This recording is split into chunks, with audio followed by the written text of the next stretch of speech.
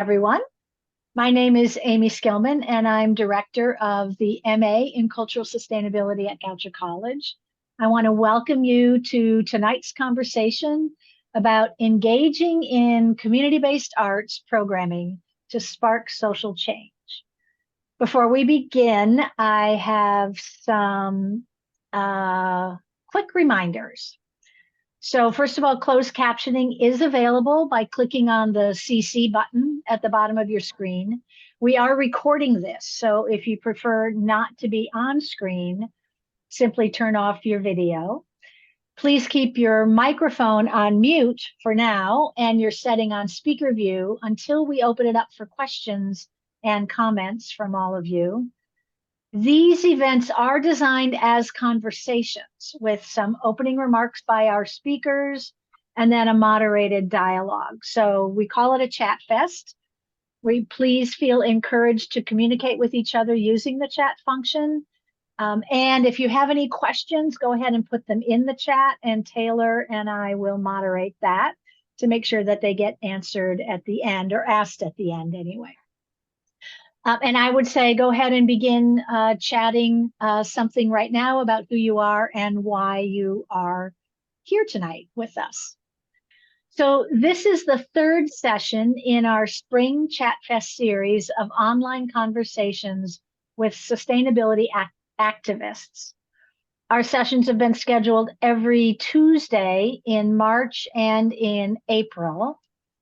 And we have been, if you're interested, if you missed any of them, we've been posting them on our YouTube channel called Cultural Sustainability at Goucher College. So you can go there and look at past recordings if you like. Taylor is going to put that link in the chat so that you can save that if you like. Our last session of this semester will be held on April 23rd at 7 p.m., not 6 p.m. We will be offering an information session about the graduate program, exploring the question, why cultural sustainability? So if you want to learn more about the courses that we offer, the faculty who work with our students, and the kinds of careers our students achieve, you can join us then and hear from former students and faculty about why cultural sustainability matters to them. And Taylor is going to put the link in the chat that will take you to the registration page for all of the events that all of our graduate programs are offering this spring. So feel free to sign up for any and all and get them on your calendar now so you don't forget. And then I would also ask Taylor to put the link to the graduate program website, the MA in Cultural Sustainability website, if you want to explore our program a little bit more.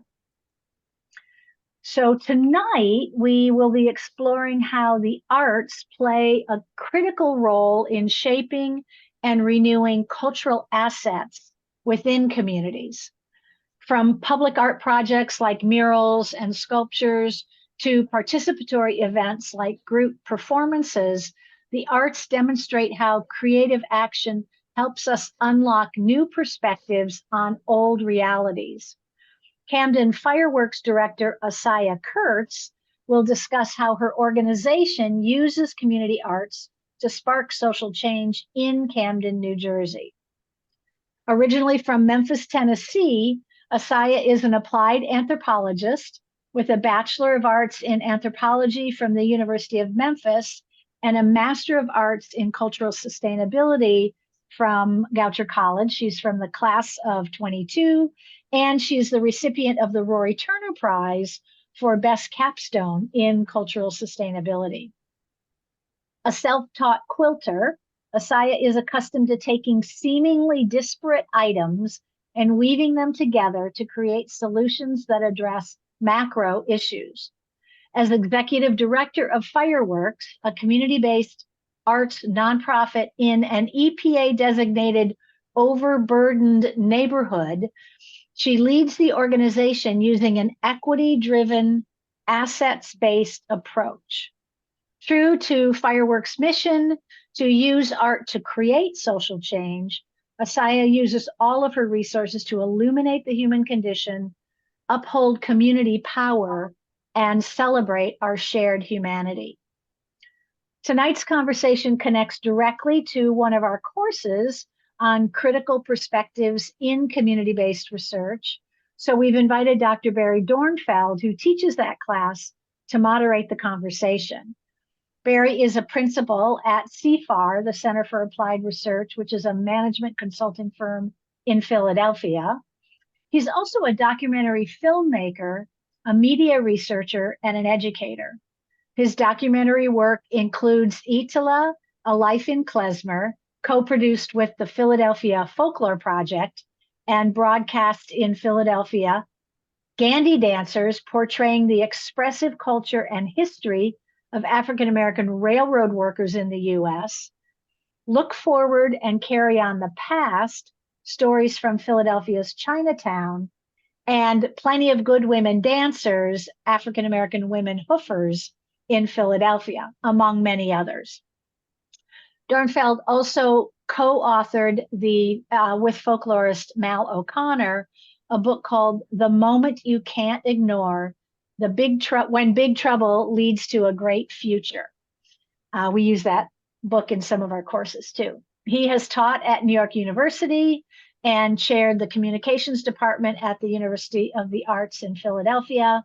And he has been on the faculty at Max for more years than I can remember. So Barry, you have the floor. Great, thank you. Nice to see everybody, and really looking forward to this session. I won't speak for too long because I want to make sure we have time with Asiyah, but I'm excited for tonight. Students in the course that I'm teaching now, Critical Perspectives in Community Research, are here. And welcome to all of you. And then I know a few other folks, but a few people I don't know, so nice to meet you. Yeah, we're really excited that Asiyah can join us. When Amy made the invitation to connect, the class with the speakers series, I was really excited to do that. And she said, well, who might you think about that could speak? And Asiyah came to mind right away. Asiyah was in a version of this class, kind of an earlier version that was more focused on visual media and community collaboration and ethnographic approaches. I don't know how long ago that was, Asiyah, probably five years ago, maybe. You could talk a little bit about your journey through the program as well. But I've been following Asiyah's work since then, and living and working in the Philadelphia area, knowing Camden and the complexity of that community and the great assets that are there. I've just been thrilled to see from a distance what Asiyah has been doing there, and I know she's going to show some of the work that's been going on that she's been leading, including a piece of media that I'm excited to see, which I remember you talking about a couple of years ago. It looks like you've taken that piece to fruition. But I'm looking forward to the session, and as Amy said, we want it to be a real dialogue. I'll turn it over to Asiyah now. She's going to share some thoughts and some background, a couple of slides, and a piece of film to look at, and then we'll have plenty of time for questions. And so please jump in, raise a hand, put a question in the chat, or just unmute yourself and come into the conversation. So Asiyah, thank you so much for being here, and please, over to you. Thank you so much. It's good to see new friends, new names, new faces. And Corey, so great to see you again. It's been a while. I'm Asiyah Kurtz.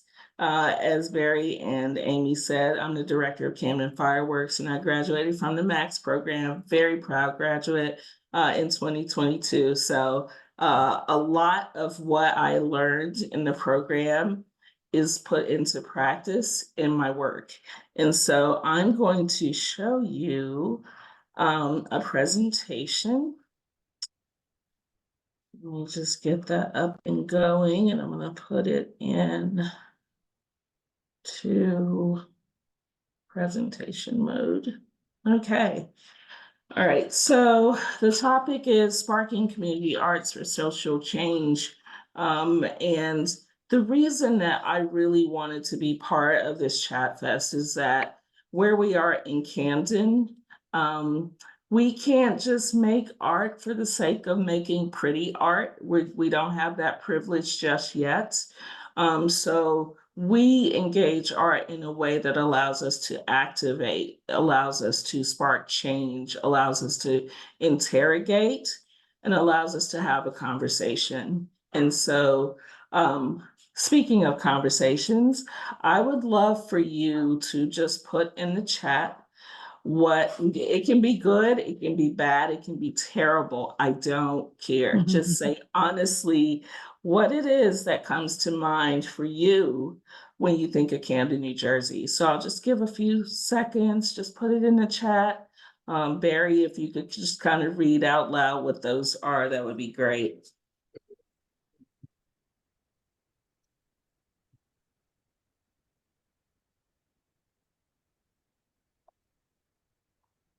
Busy, Anyone? Busy. in the shadow of Philadelphia. Oh, isn't that true? Yeah, well, yeah, I've never heard of Very. it. Yeah, That is very true. When we think about Camden with the arts, most people think about skipping over Camden to go to Philly for art. So right. that's interesting.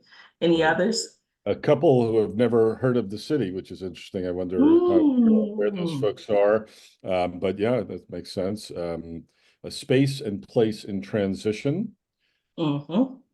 New Jersey Turnpike, been through it dozens of times. Yeah, it's on the way from one place to another. Yeah, Good place to go through. yeah, Okay, yeah. awesome. I'm from Well, you know what?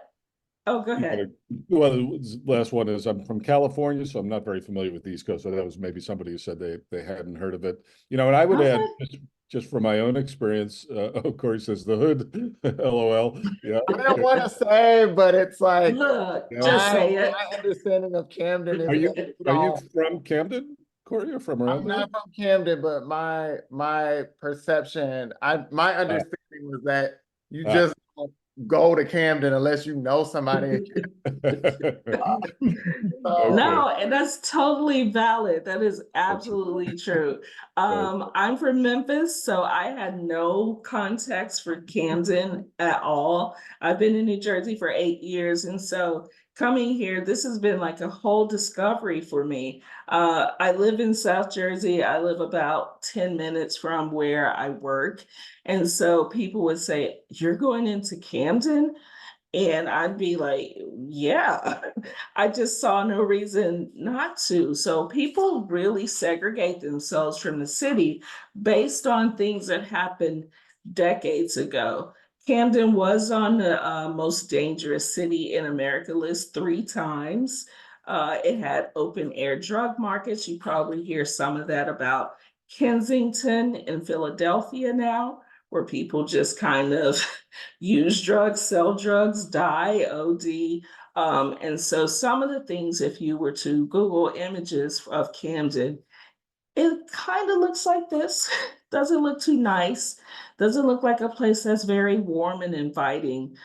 This one, the top to the right, second from the right, says Danger City. So there's this whole negative nostalgia. There's this narrative about the city that does not always match reality. And so what my role is in being the leader of the only independent gallery in the city is to challenge that narrative and to do truth telling using the arts. Our organization was founded in 2016, so we're still pretty new. I mean, we've only been around not quite 8 years. It'll be 8 years this summer. And our mission is to use art to create social change. That mission is new. I've been with the organization for 3.5 years. The mission before was really about creative awakening and really cute, pretty stuff, but it didn't match the reality of where we were in the city and the resources that we were constrained from being able to engage. Our vision is a more vibrant city using equitable, inclusive access to the creative community. We are housed in an 1889 firehouse. It's an amazing building. It's a place rich with history, and it is in transition, as someone mentioned. So according to the census, This is from 2021. Most of the people who live in Camden are BIPOC, so Black, people of color, Indigenous. Less than 10% have a bachelor's degree. We are about at 40% poverty level, very, very high. And the median income is very low. It's $27,015. And so according to this data, Camden is a nowhere place. As Howard Gillette said, it's a city past the point of no return. And so the neighborhood where we are is Waterfront South. As Amy mentioned in my intro, the EPA says we are overburdened, and that is 100% true. There are brown fields, which are places where the ground is poisoned and it just needs to be dug up and capped off. Years of degradation, years of disinvestment, years of pollution have contributed to that. There is flooding that happens. We have a system that is called a CSO, or combined system overflow. And what that does is that when there is excessive rain, like there has been in our area recently, the water in the sewer overflows to mix with the rainfall. And so you don't just have water in your gutters, you have sewage mixed with water in your gutters. We have air pollution because our neighborhood is bounded. We are cut off from the Delaware River by industry. Industry that sounds like it's a good idea, metal recyclers, but in practice, they are terrible polluters. And we have I believe it's the second worst asthma rates in the country. And this all contributes to that. All of the human waste for our county, for Camden County, is processed in Waterfront South. So when I say overburdened, we are overburdened. And this is all intentionally designed this way because everything kind of gets dumped on Camden City. The suburbs in Camden County can thrive and wash their hands of the issues. We also have an issue with illegal dumping, as you see in this photo. And there was a methadone clinic that was located downtown Camden, Riverfront, beautiful location, right across from Rutgers University. And Rutgers said, we don't want those people here. You need to put them in Waterfront South. And although people live and work in Waterfront South and said, hey, maybe not this place, maybe some other place, we have schools here, it happened anyways. So I'm giving you all of the negative things on the front end because I want you to see how we are working within those constraints in that environment to have a really thriving, active, engaged community and a relationship that centers art and people. Our approach thematically, because there are so many big issues, there's the environment, there's pollution, there's crime, most dangerous city, there's so many things. We have to be able to really kind of refine it down and say, what are we going to talk about and how are we going to do that? So our approach looks at environmental justice always, because that's the thing we all have in common. We all need to have water that's clean. We all need fresh food. We all need clean air. So we do that through our exhibitions, our workshops, and then we also look at sense of place. We don't look at it as creative place making because the city is made. How are we keeping the cultural assets that are there? How are we sustaining the community? And asking ourselves, what does it mean to occupy this place in this time? And then we look at identity and belonging, because as you learn in cultural sustainability, you do have to be reflexive. You have to situate yourself within your work, it allows, I believe, for you to be a lot more objective. It allows you to see things that maybe you have some guards around that maybe you need to deal with yourself. So thinking about who we are and also thinking about the artists in the community, how are they representing themselves to the larger community? And in turn, how is Camden representing itself to the area where we are? So our reach, last year we reached more than 1,000 people through our exhibitions and our workshops. We also have studios. We have 9 studios. We are the only place where you can see art in a gallery setting in the city. We're the only place where you can rent a studio. And so we have to do a lot with a little, but we were able to reach more than 1,000 people, which was great. We also provide mentoring, marketing assistance, financial support to 56 emerging artists, which I'm very proud of that, because when I started, we weren't paying anyone anything. And that was kind of a rule that my predecessor had that I said was inequitable. And so we pay everyone, and we recognize that there are some ways that we can alleviate poverty, alleviate these inequities that may not be only financial. And last year we directly invested 20% of our budget in local artists. Our budget is not huge, but that is a true investment of the resources that we have, where we are saying our artists need opportunities, they need finances, they need to be paid. No more starving artists on our watch. And so I'm very proud to have been able to move the needle in that direction. What I do is what I believe Pablo Helguera says is socially engaged practice. We are not inaccessible. What we do is we kind of tread the line between art and non-art. So it's going to be multidisciplinary. It may not look exactly the way some other art gallery or some other arts nonprofit would do it, but we do it in a way that reflects the community where we are. We have actual social action. It's not any, we'll do a survey and see what people want.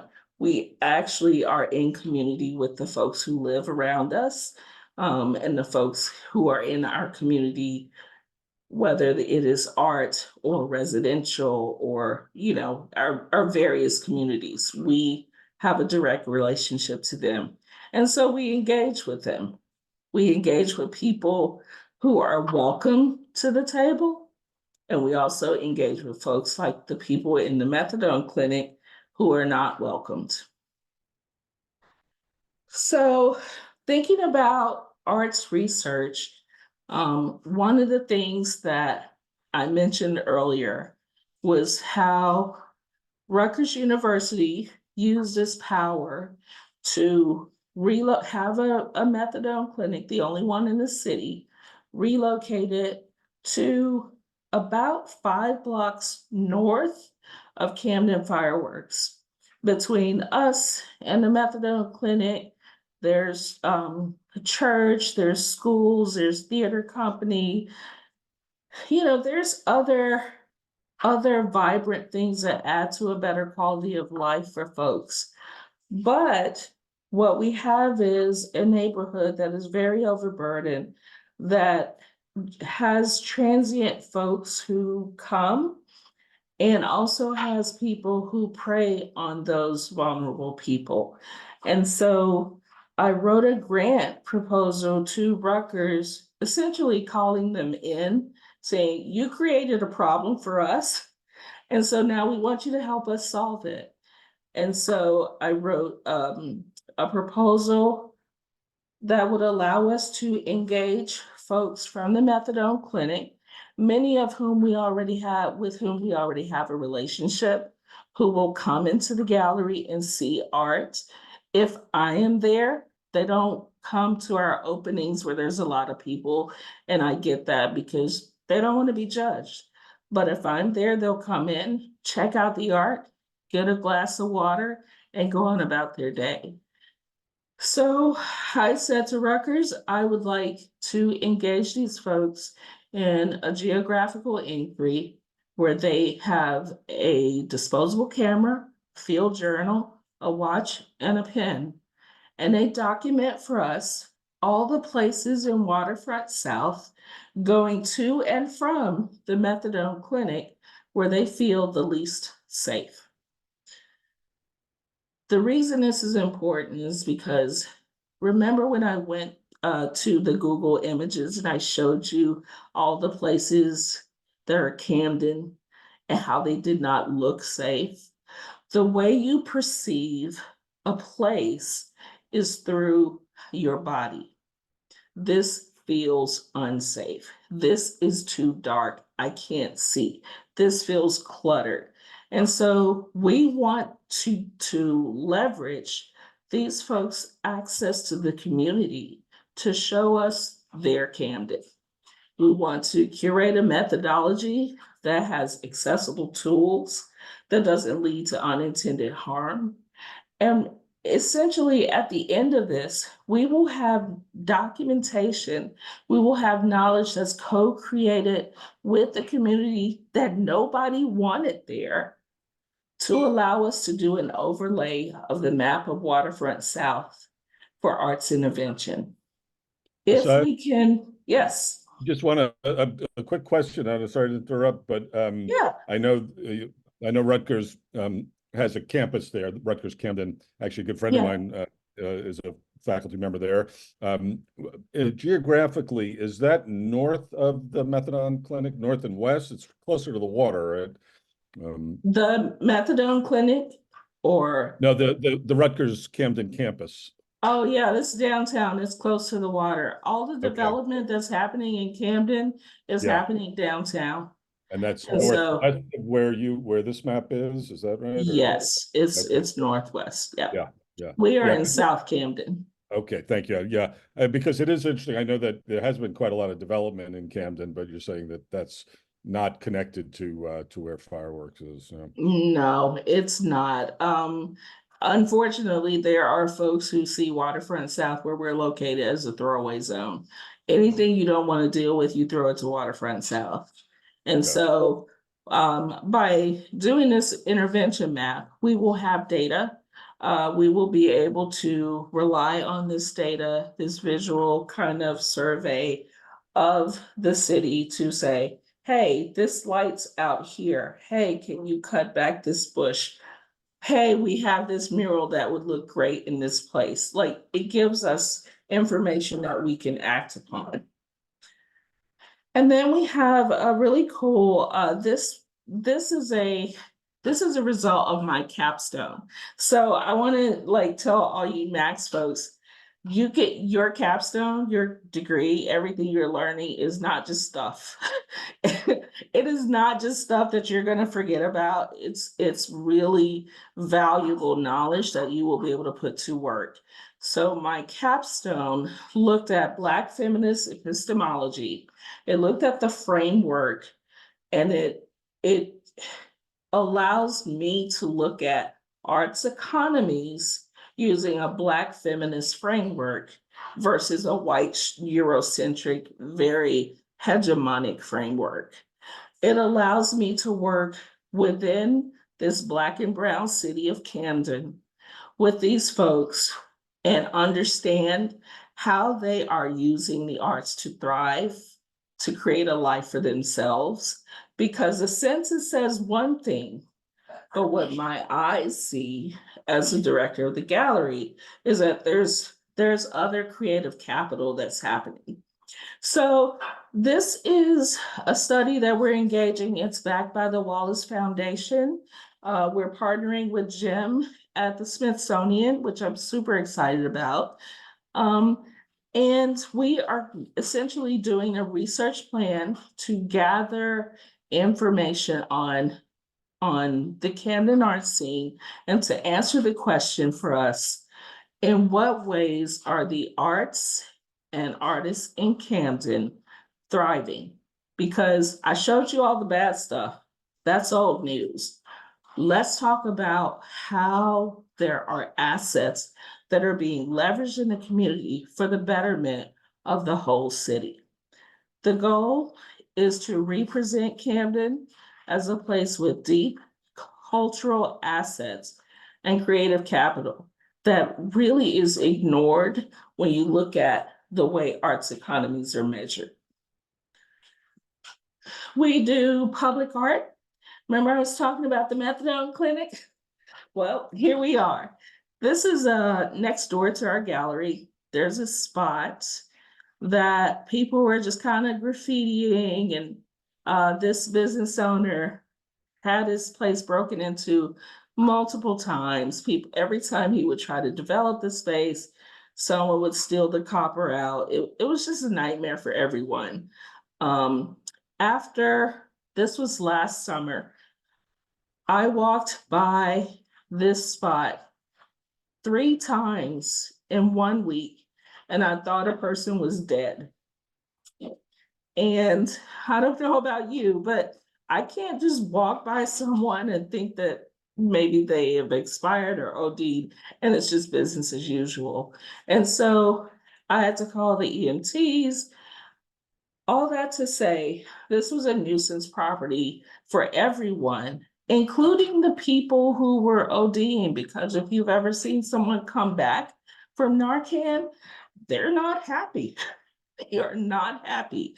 And so what I did is I worked with the property owner. I said, let's just do a temporary board up. Let's try to get these folks some assistance.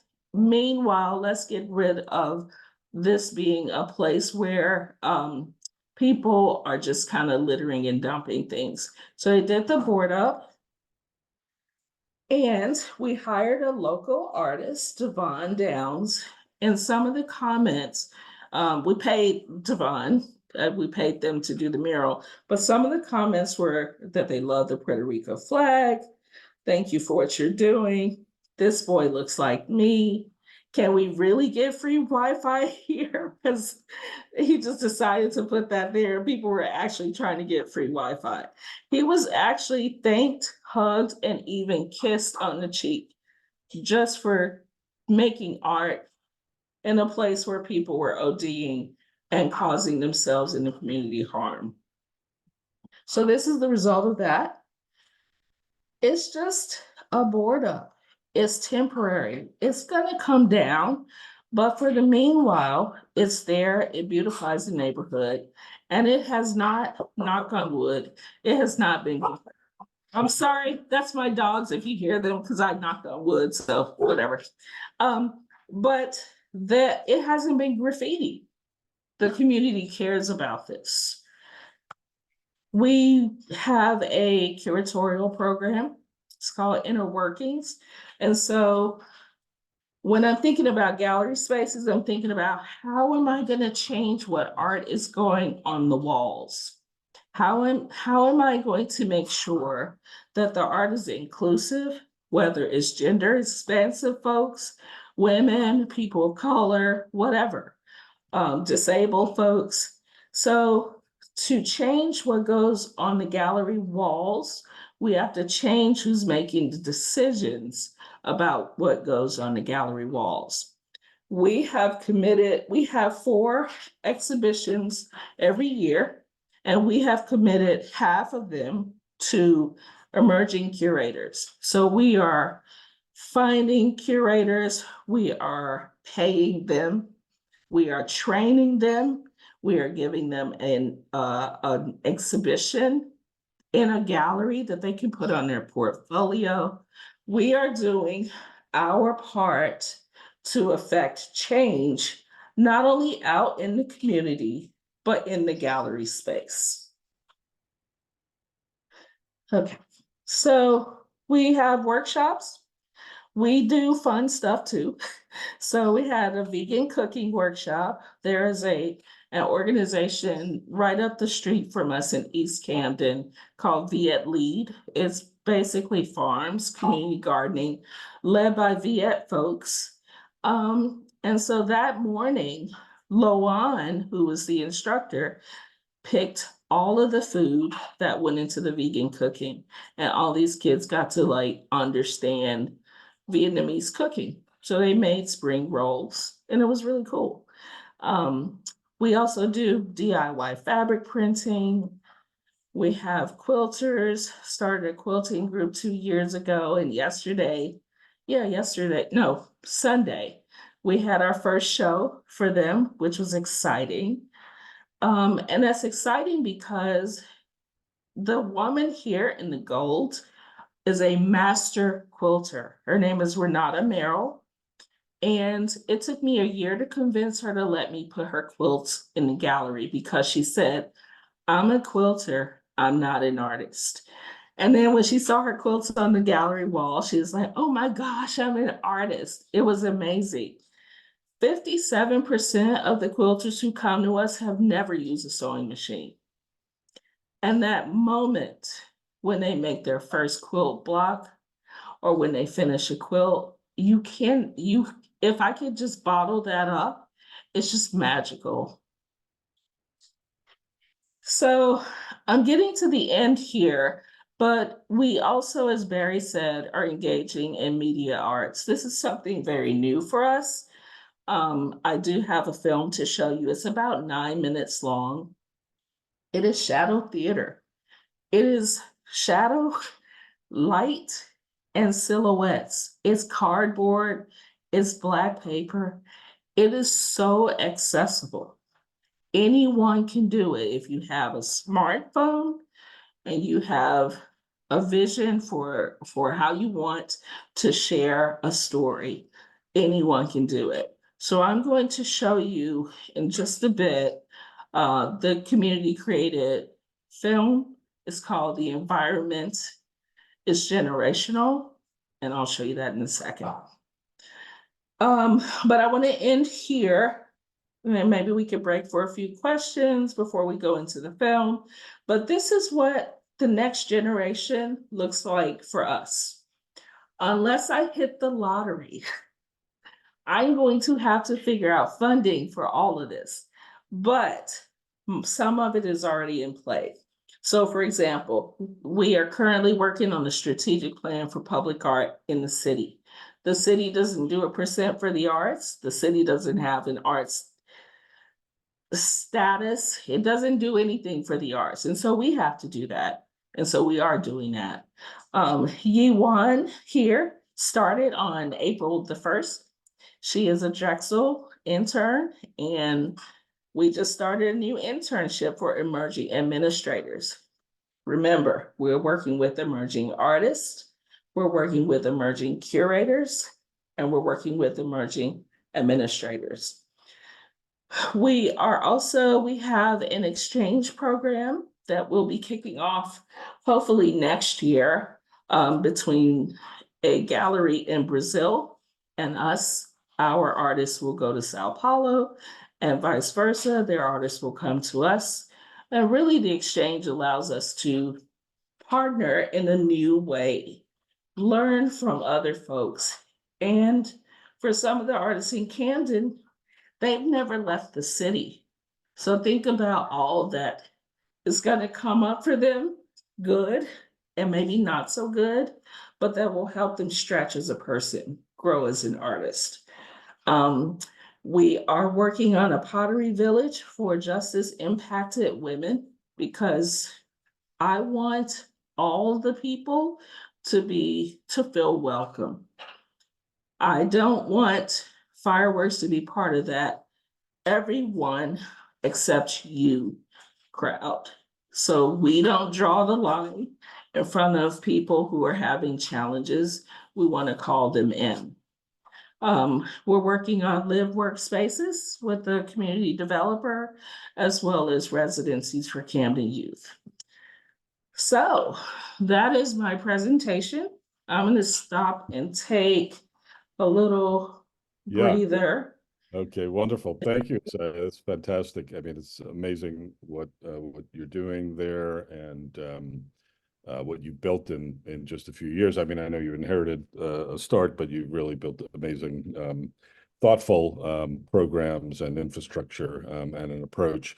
I would love to just open it up to questions that folks have. Again, feel free to raise a hand digitally or just jump in verbally. But why don't we take 10, 15 minutes, chat a bit, and then maybe we could turn to the movie, which I'm really looking forward to seeing too. Sure. Questions, comments? Yeah. Was somebody?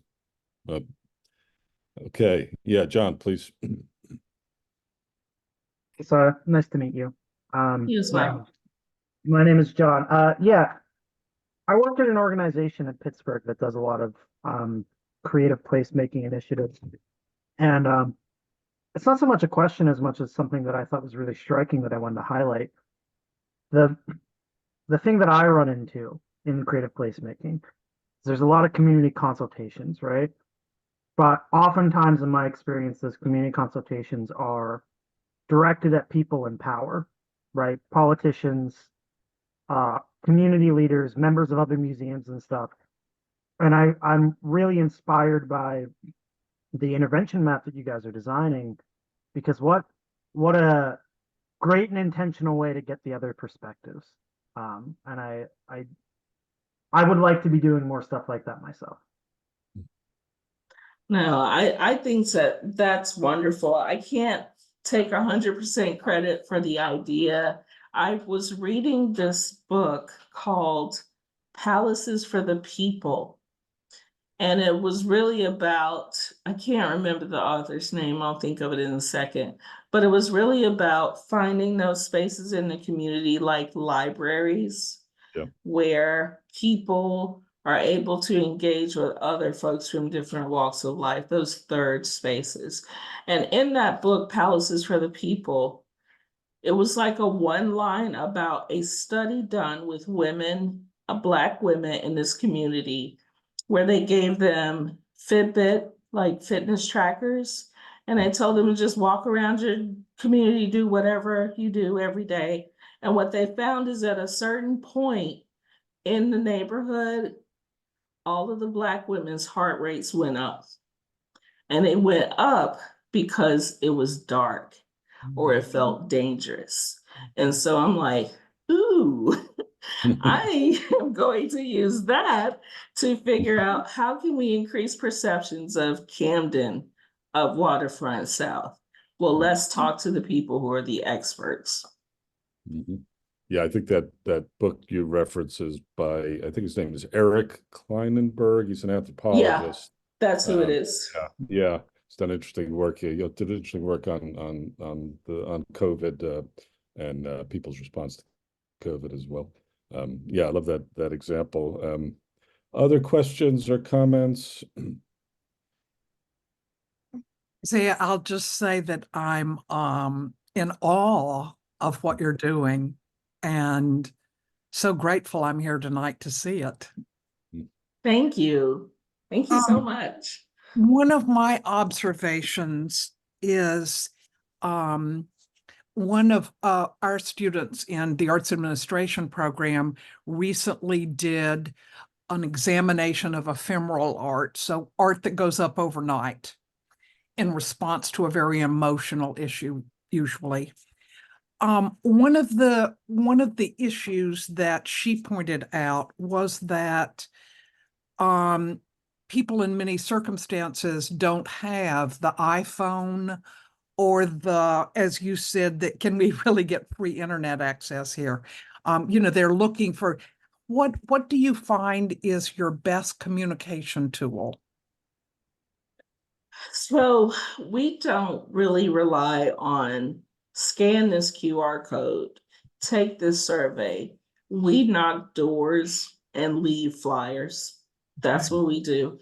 It takes a lot of legwork, but Camden is very walkable. You just got to walk a long time. but it's walkable. There's sidewalks. I mean, so our best strategy has really been to go to people and invite them in.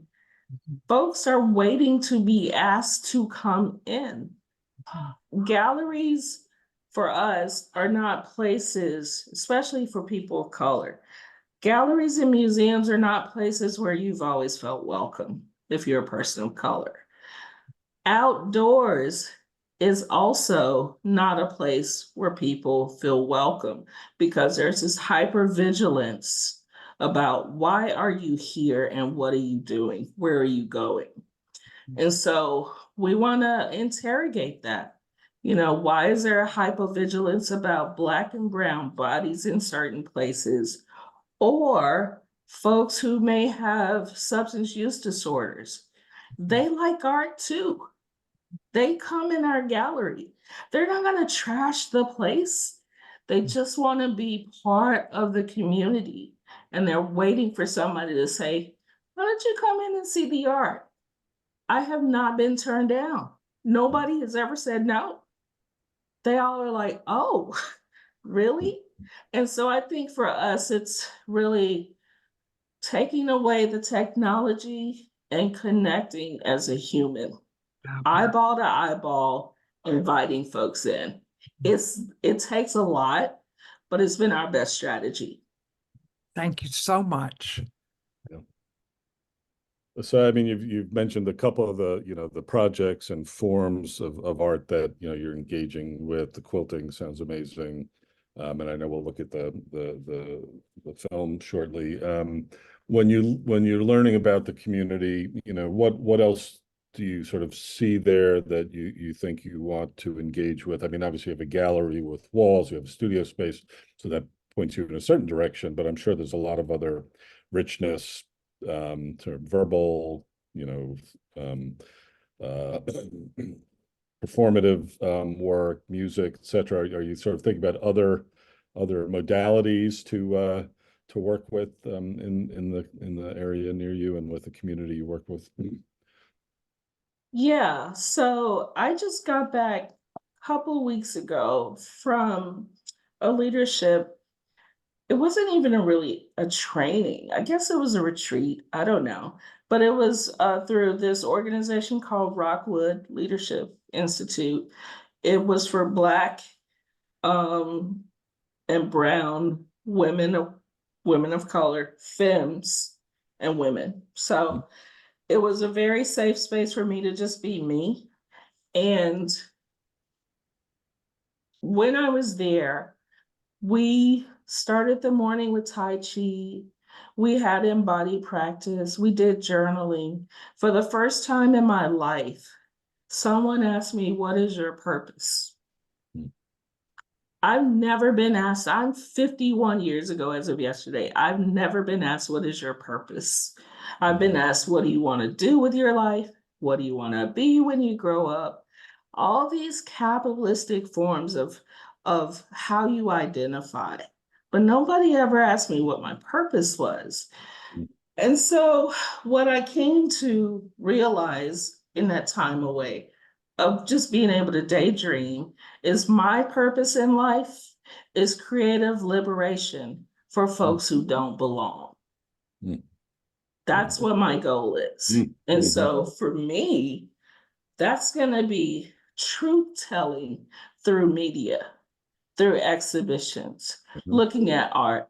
How are we showing people that Camden is not what you Google on the internet? Yeah. So I don't know what that's going to look like, but at least I know my purpose now. That's wonderful. What a great phrase. Yeah, that's excellent. Awesome. Other thoughts. I mean, one place my mind is going, and I'm just gonna but I'm happy to ask other questions. But other people, please jump in.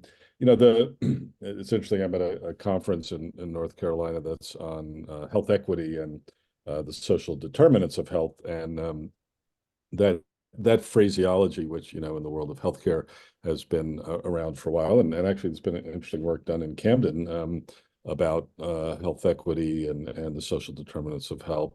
But the phrase social determinants of health, you thought about sort of applying in other places. And I wonder if, you sort of thought about the social determinants of creative work, right? And the idea is that, in health, the idea is that to be healthy, it's not just about, seeing a doctor and having medicine. It's actually about food and housing and work and community. It's a holistic approach. And I wonder if we started to think about creative work, art making in a similar way. You need to think community-wide, and I think the fact that you're, really diligent about paying artists and making sure that the economics is at least equitable. But how do you draw the line, if you do, or between sort of work in the creative space and thinking about a place that has a lot of other economic needs and not a lot of other resources? How do you think through that dynamic? Yeah, so Camden is a food apartheid. It is a place of 78,000 people where there is no grocery store for any Wow. one of them. Well, All we have are corner stores. If you live to be 60 years old in Camden, you are probably very, very sick because of all the environmental pollution, because of the lack of access to fresh produce and clean water. Your life expectancy is not that great if you live in Camden. I don't draw the line at, health has to be all the way to the point of creative activities and no more. If we think back, what I do is I remind people when we were all stuck inside in COVID, the first thing we did was went to art, music, teaching ourselves quilting, teaching ourselves to paint. We as humans knew that that was the most basic thing we could do to heal. Why do we think that that's not necessary now? It's still necessary. So I actually met with, there's an organization called Camden Coalition for Health. And I met with their executive director, and they have like all of these, when you're talking about social determinants of health, there was like all these concentric circles about, jobs and family and community support, and nowhere was there art. And I challenged Kathleen. I said, you need art in there, because how do people have a creative outlet? This is why our young people struggle so much with expressing themselves in a way that is productive and creative. You're taking the art out of the schools. Right. So I don't think it's about drawing a line. It's about interweaving art and calling to memory people. This is the first thing you went to in COVID when you had nothing else to do. Right. Great point. Yeah. I love the fact that you're reaching out to Camden Coalition. I know that group a bit as well, that they do interesting work, but it's interesting that they haven't thought about that creative component. Yeah, Amy, please jump in. So thank you so much, Asiyah. I always am so impressed with your brilliance and the work that you do. And it's always a delight to have you come and share that with us. Actually, the comment you just made reminded me, I sat in on a National Arts Summit in January, and one of the speakers was the new head of the CDC.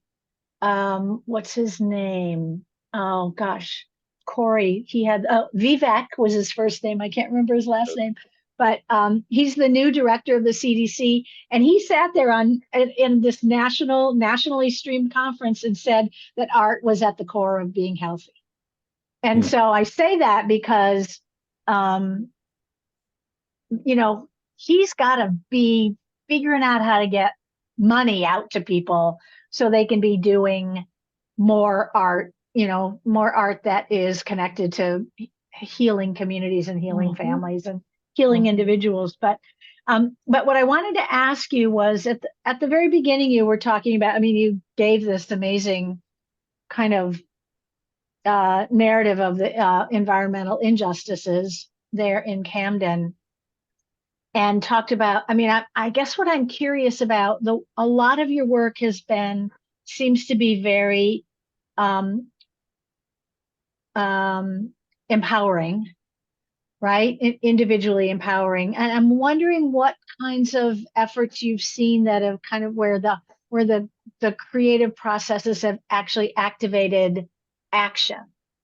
In other words, getting communities to, going to an exhibit and then having action that actually tries to address some of those environmental, even just cleaning up the neighborhood, or trying to address water issues or that sort of thing. Have you seen more of like a link between awareness and action? Because it sounds like that's something that is really motivating you. Yeah, so yes and no. For instance, there was a bill before the New Jersey Senate, and it was around dumping, illegal dumping, and should we increase the fines and blah, blah, blah. And so I testified before. They weren't expecting to see me. It was a bipartisan gathering there. And I testified from my seat as the executive director of Camden and Waterfront South. That's EPA overburden designated that way. And so I was able to effectively convey the concerns. And in the state of New Jersey, we had 100% of the body vote to increase those fines as a result of my testimony. They never do. Republicans and Democrats never line up in that way. So that is one way where I was able to testify from my work with the community and affect change at the state level. The other thing that we have seen is the state of journalism is not great. Quality journalists are just leaving, falling by the wayside. We think that having a counter narrative to what people think about Camden is going to be the way forward. This is why the Shadow Theater film is so important, because it's created with community, and it shows them a way to tell a story. Not the only way, but it shows them a way to tell a story.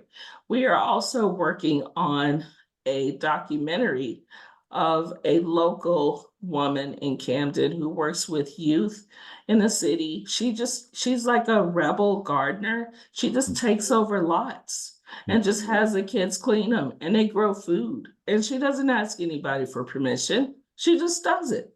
And so we want to tell that story. So I think the way forward for us is truth telling, but the community has to do it.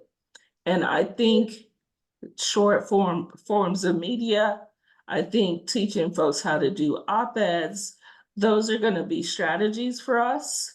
The goal is not to have a product. The goal is to elevate stories and to have a counter narrative to what people think about the city. Great. I love that. Yeah. There's a question in the chat, I think from Layla, about how the name Fireworks came about. Thank you. I missed that. Is that from Layla? That name predates me, but the building where we are was a firehouse, like I said, from 1889. It was a base of operations for Camden Engine 3. And it was a place where this is when horse and buggy was the fire apparatus. That's how you put out fires. And so the name is, I guess the board before me thought it was a great idea. It's an interesting name. I say that it's fireworks and a W and fireworks is capitalized because our art has to do work. I don't know if that's the case. I just made that up. Sounds good to me. That's good. But It matches with But- your philosophy, that's for sure. this is true. But the other piece of it is it kind of harkens back to the firehouse, but it also causes people to get really angry sometimes when they can't get fireworks on the 4th of July Oh. because they call me and Right they're there. like, you know, every January and July, people want to know if we have fireworks. And I Oh, said, that's no, but we have funny. art if you want to come see that. Well, maybe that's That's an great. opportunity for revenue generation. Right? There you go. Yeah, yeah. Well, do you want to show the film, Asiyah? Yeah, I'd I'll love to get see that it. Yeah. going. Okay, thank you. Just to give you kind of a preface, it's about 9 minutes long. This is community created. Don't expect some Hollywood blockbuster. This is a work of love. Better, The yeah. people, the people Right? All the best. who made this made it with their specific neighborhood waterfront south in mind. So I'm going to go ahead and share my sound. And let me know if you can see it. Yep, we see the image. Yes. Okay, great.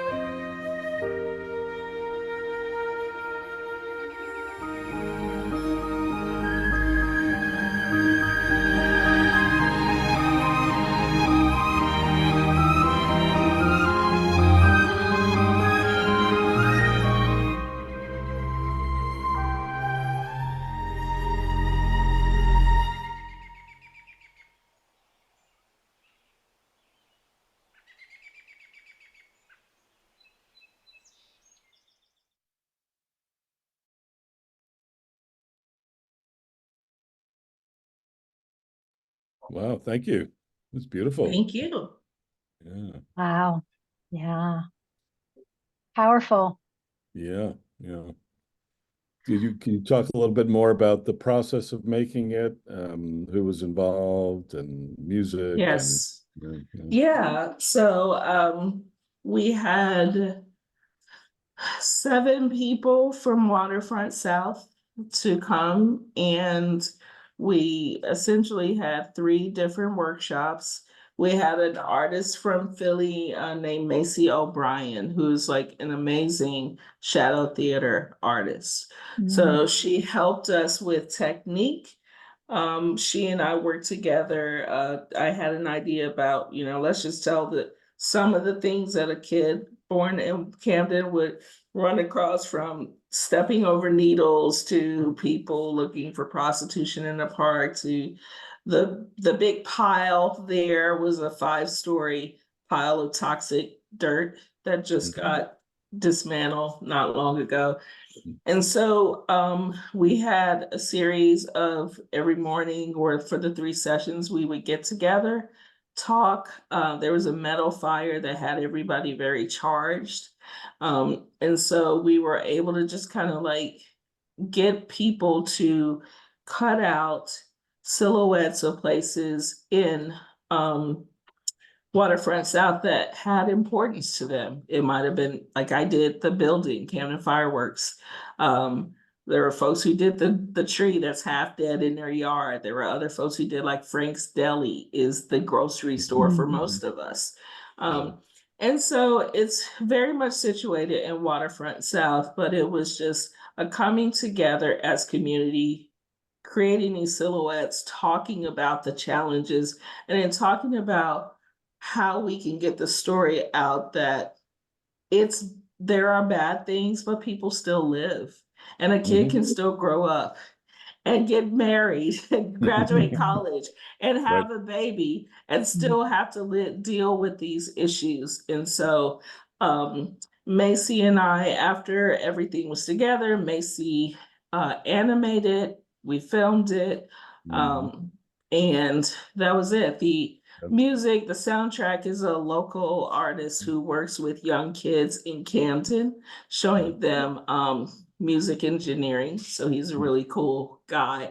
And he put together all of that, all of the music. Wonderful. Cool. Yeah, it's beautiful. Yeah.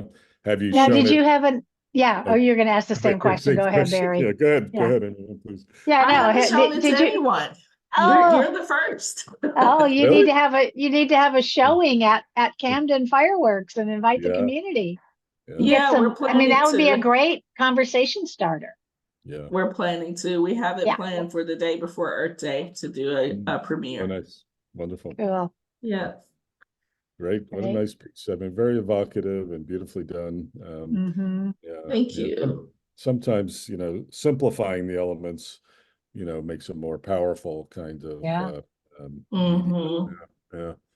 Yeah, I think my strategy was there is we've used a lot of words to try to convey what's happening. So let's use pictures now. Yeah. And so Mhm. that's, with the shadow Nice. film, I expect that we will do more of them, but also just media as another form of art for us is gonna be a way that we kind of get the stories told.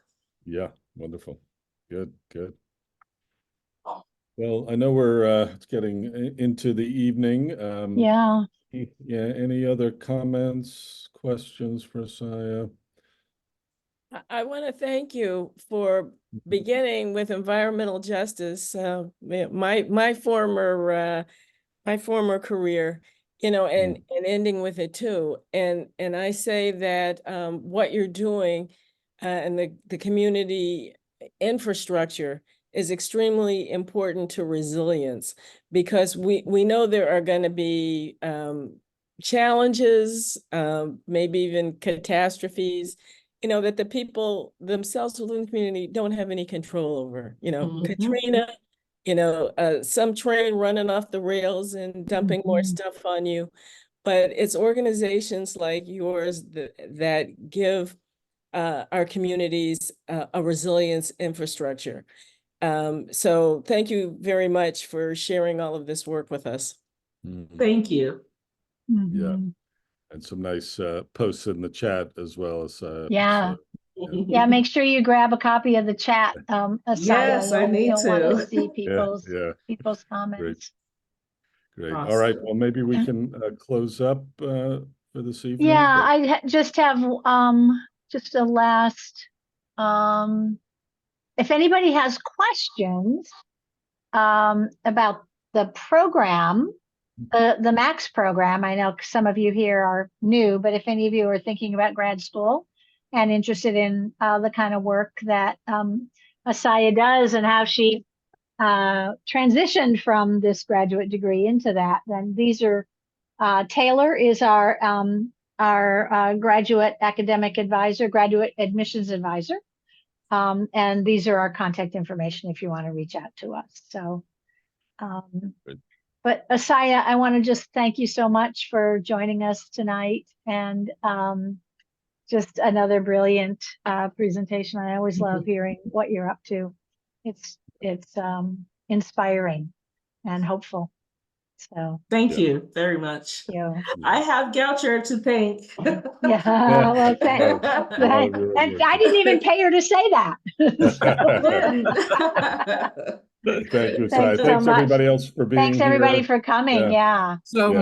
much. It was And we'll see- wonderful. see Yeah. Thank everybody. you. Good. Take care. You very Great much. to see you all.